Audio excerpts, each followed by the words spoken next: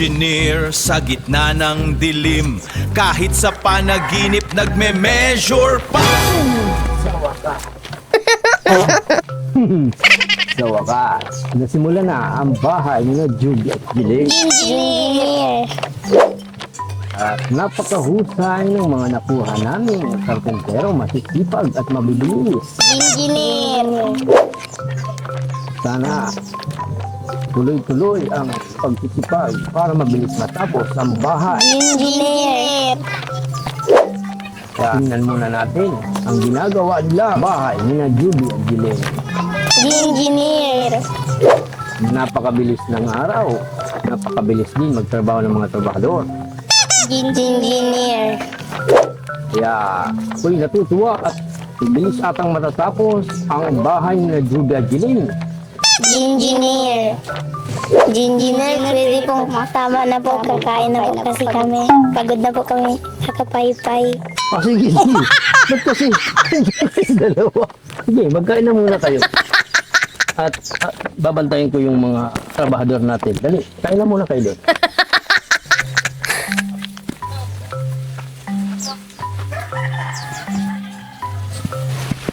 Hi! So, wakas, kainan na. Kainan na. Yes. Kainan na. Kainan na, makain ako. Ang nakita ko, masarap na ulam. Sunrise hidden, Pero teka, papakitaan ko sila mga ilang moves sa pagtatrabaho. shadow starts to fade as the morning breaks. Feel the static drum through the window. Hey, Okay na yan. even every single worry. Kain muna ako. There is a spark ignite. Ayun, isa mapagpalang ako mga kalingap.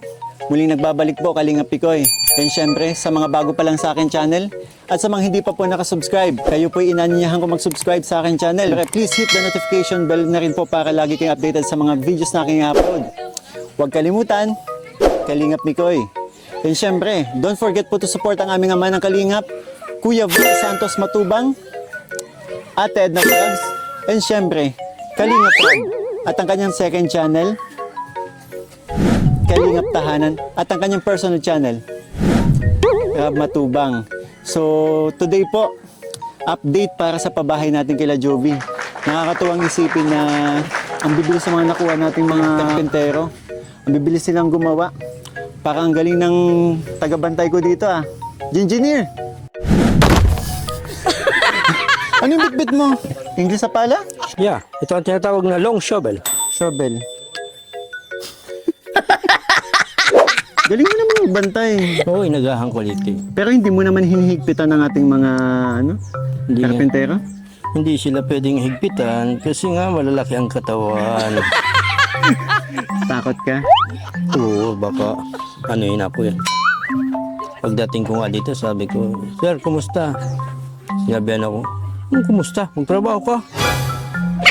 Kaya naggagagalaw nga ako dito. Hindi katulad ng pabahay natin kay Nanay Fausta na ikaw na susunod. Oo, at mga kaibigan ko yung ano din. Hmm. Hindi nga ako makatingin doon sa mga nagagawa eh. Hindi umuubra yung higpit mo. Oo. Kaya ito, pinagagawa ka din.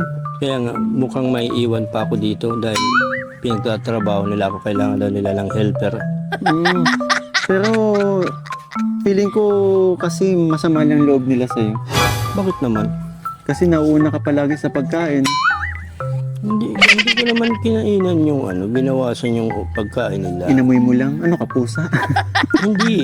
Nagkain muna ako doon ng laing at saka yung Doon naman ako sa kabilang gilid bago ako naghatid ng pagkain dito. Binawasan mo na. Oo. Para hindi ka na makisabay sa kanila. Kaso nga, pagdating ko dito, may laing pa pala ako dito na pansin nila. Nauna ka na. Ikaw naman pala may kasalanan, Papa Boli yan eh. Pero, galing. Kudos sa mga gumagawa. Ang bilis. No?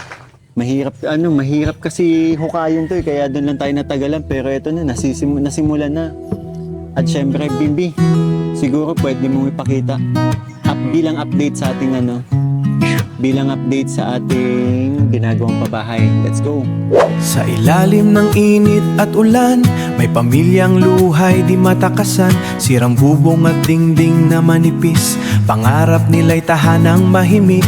May batang gabi-gabi nangangarap na sana bukas ay may masilong at yakap. Hanggang may dumating na taong handang tumulong, pag-asa'y muling bumangon at umusbong. Hindi lang kahoy at semento, kundi pag-ibig na totoo.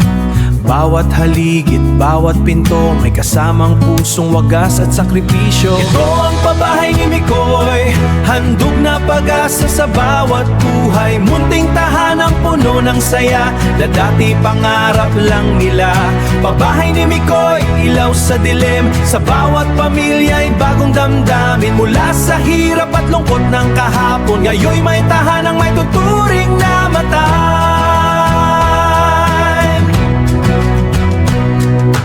Bawat martilyo'y may kwentong dala, bawat bako'y pag-ibig ang kasama. Mga kamay na handang maglingkod para sa pusong matagal nang napagod. May mga ngiti ng muling So, Kuya Alvin, kumustahin ko lang po kayo dito. Kumusta naman itong ginagawang bahay natin?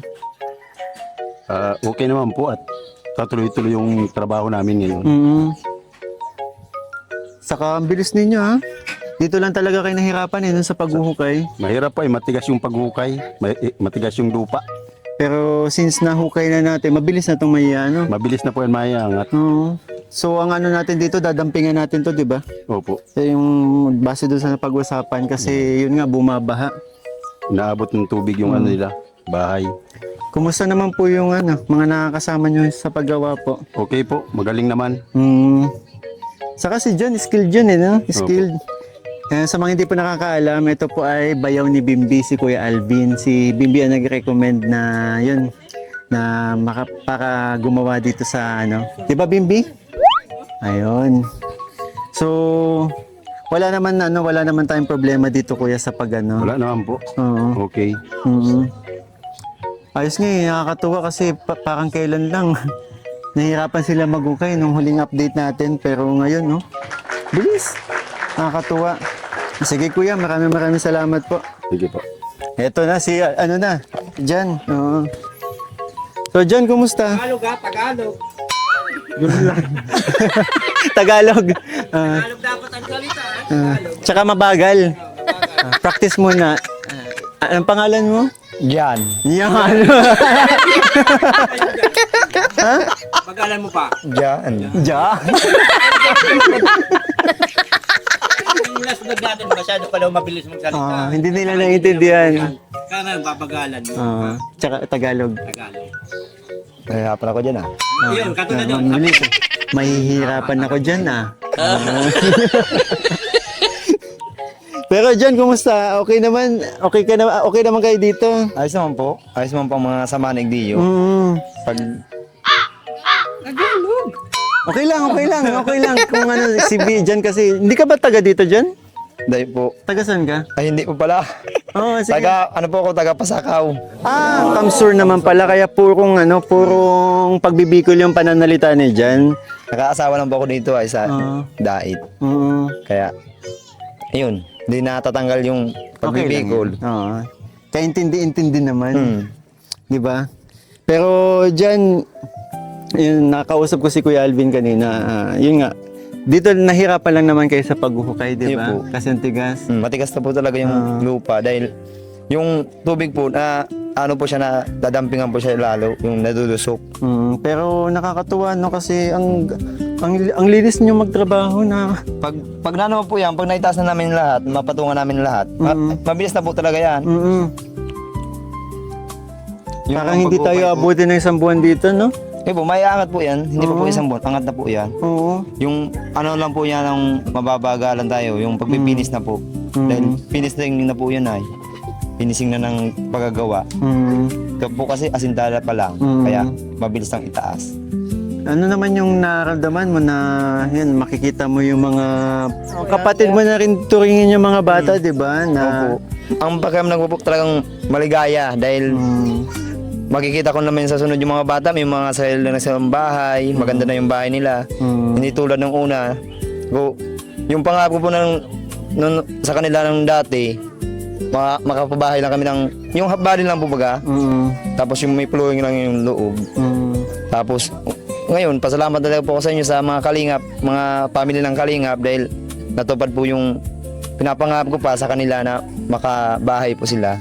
Saka habang nag-iipon kayo, pwede nyo habang nag-iipon kayo, pwedeng dito muna kayo magtira ng mga mag-iina. Kasi po. bahay nyo na din ito eh. Ayun po, Oo. hindi naman po maglipat. Oh, isang hindi. isang pamilya lang naman kayo, 'di ba? Syempre parang ano lang din 'yan eh na may pamilya ka na sarili, bubukod kayo at 'yun ang ginagawa Ayun mong po. bahay para naman sa iyo, 'di ba? Hmm.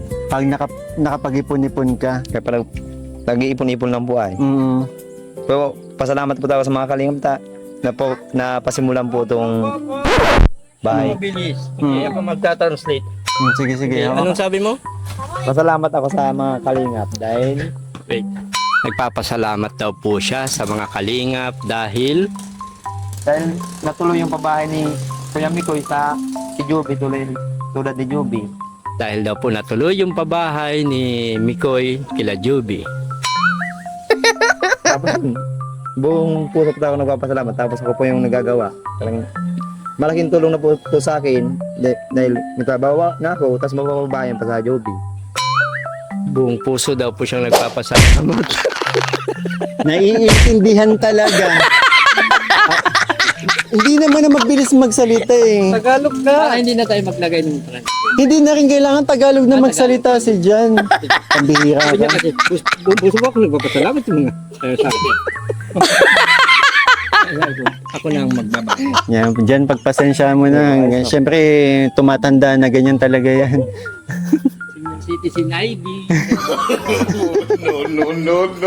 Pero Jan, salamat Salamat kasi yun na hindi ako nagsisi na siyempre isa ka sa mga nakikita kong isa ka sa mga gumagawa dito. And siyempre thank you din kay Jan. Nakipakita mo tumutulong oh. Ayan oh.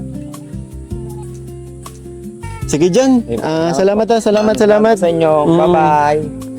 See you sa update nito po. So, dito yun. Hey Jelaine, kanina ka patawa ng tawa kay Papa Bol Ian. Ayan o, tingnan mo sa araw-araw mong pag-iilog. Ang puti-puti mo nakita kita ngayon, nagda-dark na yung skin mo. Okay lang mangitim? Okay lang po. Binabantayan mo tong bahay. Ano pinapagawang bahay? Ayun po. Ano naiisip mo na nakikita mo magkakabahay na kayo? Masaya po. Dahil magkakabahay na kami ng maayos. Si Ate Joby mo kumakain pa dun eh. Kaya nilapitan muna kita. Saka tutuwa ako sa'yo. Bumungad na naman yung mga ngiti mo pagdating ko eh. Ay, may dimple din tong isang kasama ko. Wow. May ngipin. Tanggal yung ngipin, tanggal. Huwag naman. Hindi ko natatanggal, naka-polydent ako eh. Polydent. Wow. Pinagmalaki mo. Tsaka hindi naman natatanggal yung ngipin mo eh. Saka minsan yun nga, hinihiram. Tumigil ka. Alam mo kasi ako napaka-negosyante ko eh. Oo. Pinaparkilan mo. Pinaparentahan ko. Kung may, yung mga kaibigan ko may lakad, hinihiram nila. 500 pesos sa isang araw. Pabira ka Papa Boy, tigilan mo yung... Joke lang po yun, joke. Buti pa si Jerin, no, malaga ka sa ngipin mo na. Lagi kang nagsisipilyo. Nag-ilog ba kayo kanina? Ayun po. Ang ganda ng mata.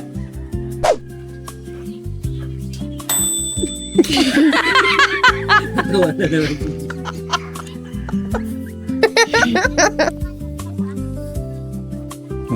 Ang kapal ng kilay. Dito ka papabalihan. Lapit. Nahirapan si Bimbi. Bimbi, nahirapan ka ba? Oh, tingnan mo. Yan. Dito ka. Yan. Yan. Sige po ka na lang dyan. Sabi ko ang kapal ng kilay. Ang dami. Na aking kakaunti. Alam mo bang tag 160 lang ang kilay ko? Tag 80 lang yan. Kaya manipis lang. Naniniwala ka? Parang nag-40 lang, 80 lang. 40, hindi. Dapat kumuha ka dyan, no? Sobra-sobra na. Ano yun, may kulot-kulot dito? So, Jeline, ano ginagawa mo? Nanonood ka lang palagi? Dito lang po ako. Iniisip mo na kung ano magiging itsura pag natapos na? Opo. Anong una mong gagawin pag natapos na to, nasa unang anong una mong gagawin? Lilinis po. Ay, boy. Galing naman. Tapos maglinis. Mag-aayos ng mga gamit. Ay, grabe naman. Matapos. Mag-selfie. Ano pa na? Selfie.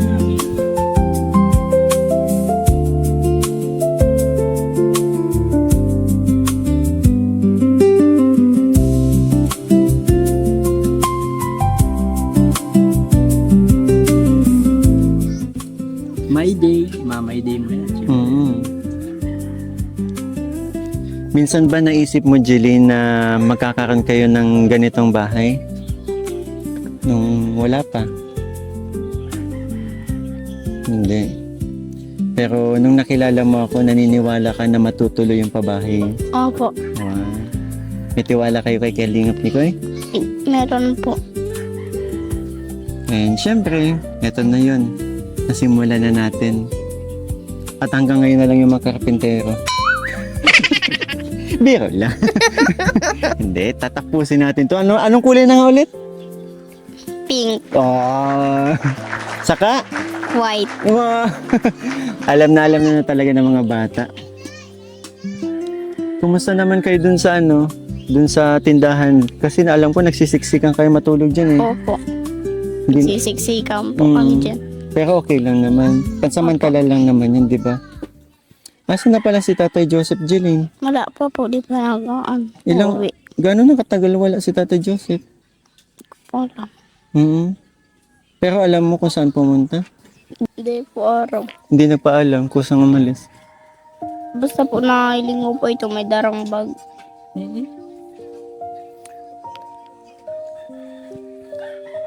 Seryoso pala talagang hindi na mahagilap si Tatay Joseph ngayon. Nagpunta na po dati Joy duman sa Papul kaso di mo po nakita. Wala si doon? Papa. Sa sa Minahan. Sa Minan, nag-alis daw po yun. Dito.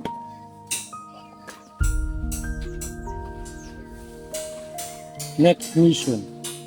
Hindi yan seryoso nawawala si Tatay Joseph. Hindi niya pa alam kung saan umalis. Joy! Joy, pwede saglit?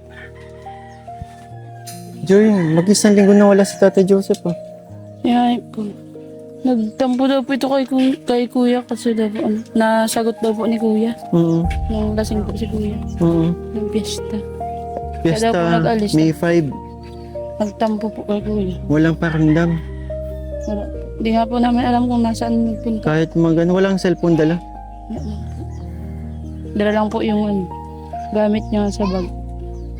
Ano yung dalang gamit niya? Mga gamit po, nasa isang bag. Umalis talaga. Kung kailan nasimulan na tong pabahay saka umalis. Nagtampo po kay Kuya eh.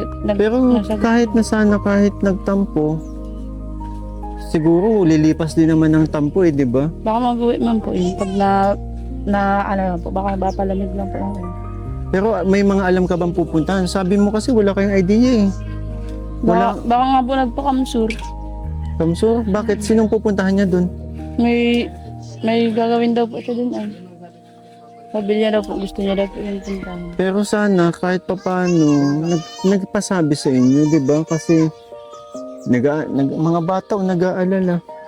Ano po ay, baka kung nasaan na yung wala po pati yung dalang masyadong pera. Pera? Ang bihira yun. Kasi nabanggit ko nung nakaraan, di ba? Sabi ko parang hindi na umalis si Tatay Joseph. Ay kunin ko na lang din nagagawa. Kahit sabihin natin sarili niya tong bahay. Siyempre, mawawala naman kasi siya ng kabuhayan kapag kinuha natin siya tapos wala siyang kikitain dito. So kahit papano sana, 'di ba? Pero anong nangyari? Biglang umalis, 'di ba? Tampo lang po ata. Sana umuwi na.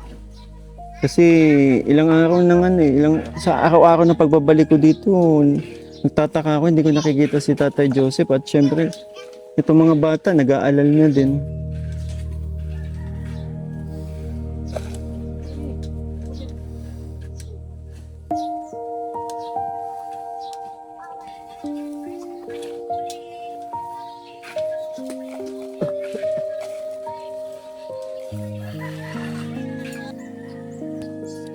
Nag-aalala ba kayo kay Tatay Joseph?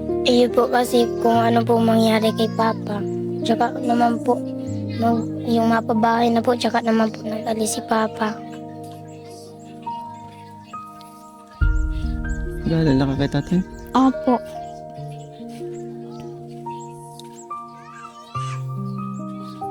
Marunong bang marunong bang gumamit ng cellphone si Tatay Joseph? Hindi po, pero po nakatuto man na po yung kakaselfon po sa akin. Oo. Walang contact, di ba? Wala pang dalang pera.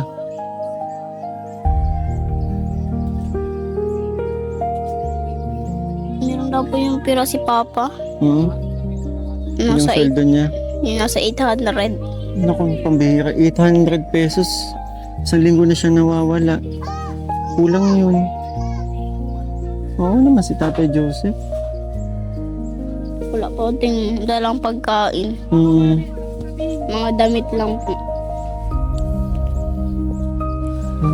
Tay Joseph, sana kung sakali man mapanood mo to, sana umuwi ka na. Mga bata nag-aalala. Sila Joby. Sana pagdasal na lang natin, wala nangyari kay Tatay Joseph, di ba? Na yung ang rason lang ng pag di niya pag-uwi, natatampo. Yung si Joby umiiyak na naman. Kasi, yun nga. Isang linggo na eh.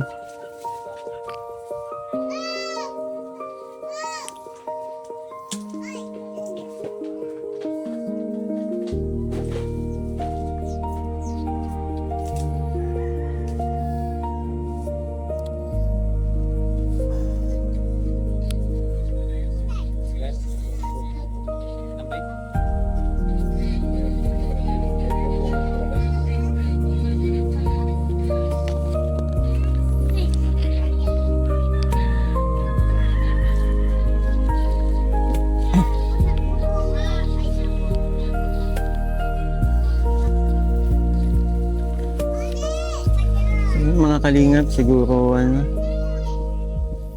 Yan, Joby, wag na muna kayo siguro wag na muna mag-isip, di ba? Isipin niyo okay lang si Tatay. Hayaan niyo tuwi din yun. And sigurado naman ako meron yung kakilala na pinuntahan. Nakatulad ng kunyari, di ba? Wala na siyang panggastos. May mga kaibigan na may natutulong sa kanya. At sana umuwi na kasi yung rason, simpleng tampuhan nila ng anak niya, dapat hindi magtagal ng ganito ka, isang linggo.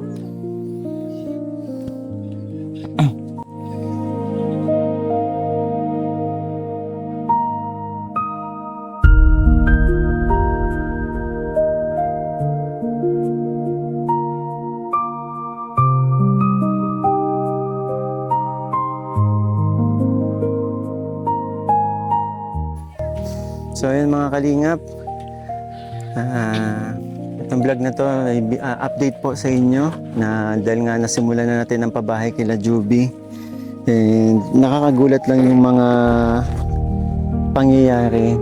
Kanina saya-saya namin, bigla ko na kasing napansin, ba't parang ang tagal nang nawawala ni Tatay Joseph. And naisip ko mag-iisang linggo na pala, May 5 nung umalis. Then nakausap naman natin si Jimbo nung kamakailan na kwento niya yung rason nung hindi pag-uwi ni Tatay Joseph. Pero nung una, sabi ng mga bata, nasa Nyugan, pero wala daw pala nung pinuntahan nila Joy. So, sana okay lang si Tatay Joseph. And sana umuwi na. Grabe.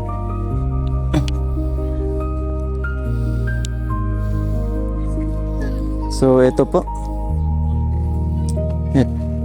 Ito na yung estado nung ginagawa nating pabahay. So, paano mga kalingap?